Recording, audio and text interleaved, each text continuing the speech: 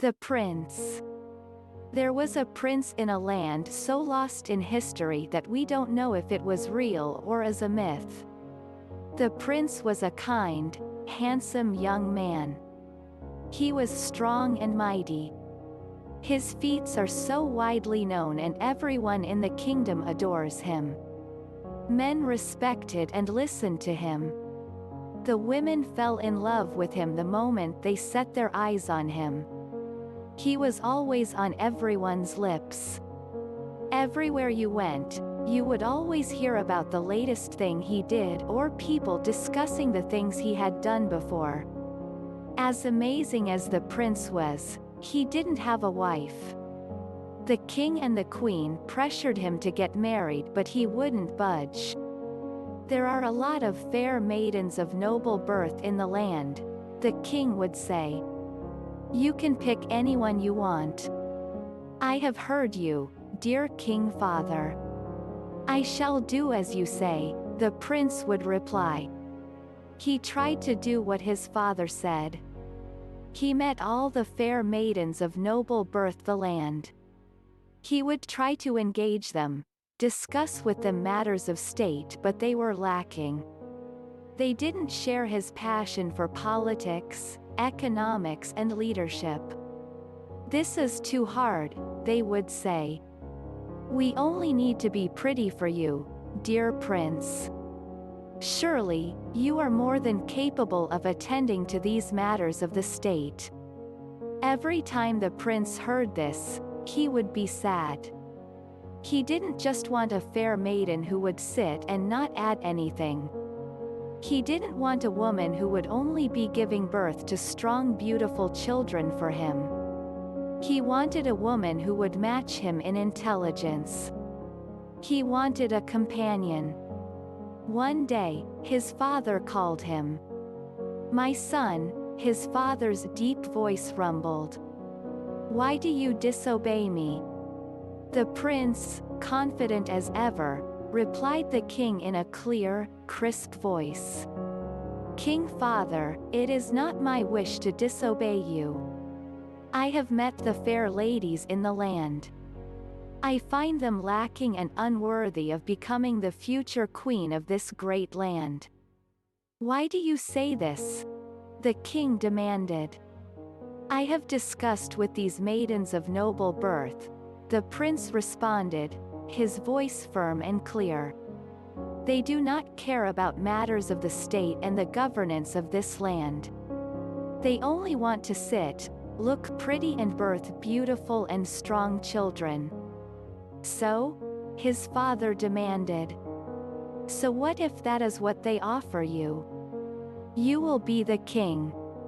Yours is to rule and theirs is to sit by your side, in silence." The prince looked uncomfortable with that idea. He didn't want a trophy wife. He remained quiet. A thought struck him.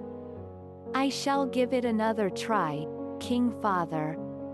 "Many thanks for your wisdom," the prince said. The king beamed. The prince would soon bring a bride home, he thought. The prince loved his idea.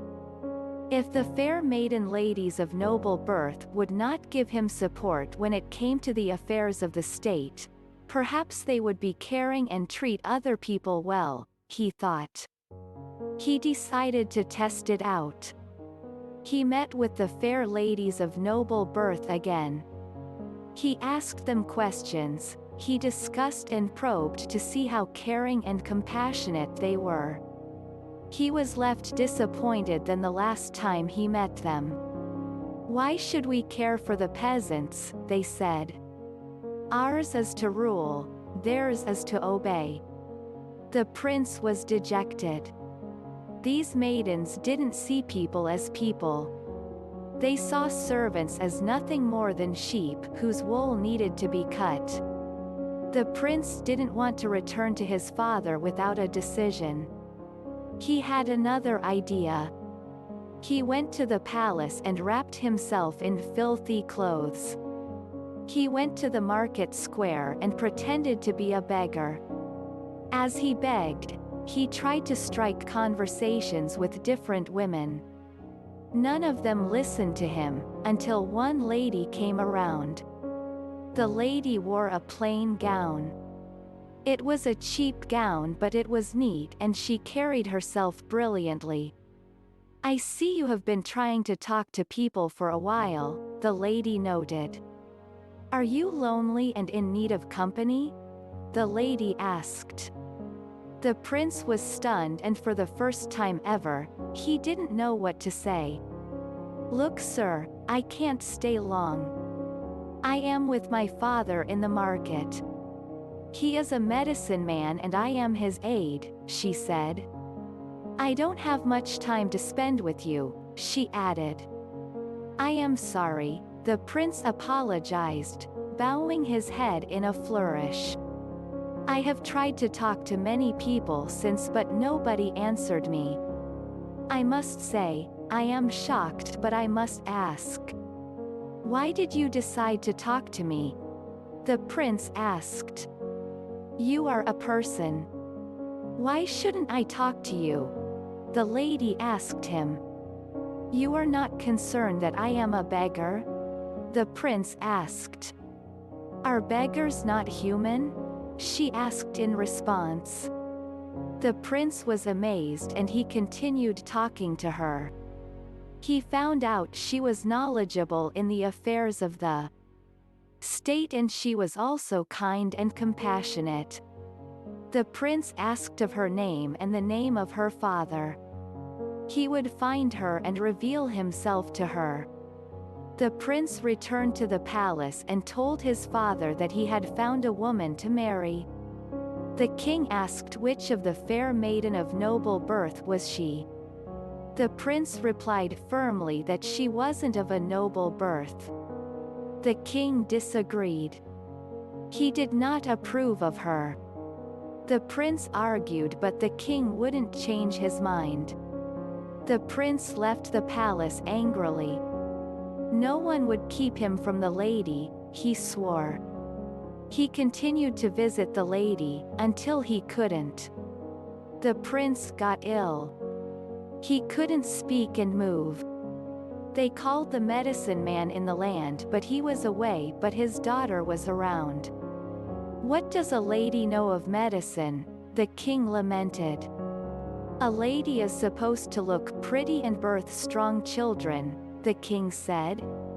But he was desperate. He didn't want to lose his precious prince. The lady came and treated the prince. The prince woke up and recognized her. He revealed to the lady he was the beggar at the market and introduced her to the king. At that spot, the king changed his mind. "You have my blessings to marry her," he said. Immediately, the prince asked the lady if she would marry him. "Yes," the lady replied. And so, the prince married a woman not because she was the most beautiful, but because she had great inner beauty and intelligence. It is very easy to use beauty as the only reason you would choose a spouse, but it's much more than that. You have to be careful, you have to consider their character, among other things. Share with your loved ones. Enjoy our other stories.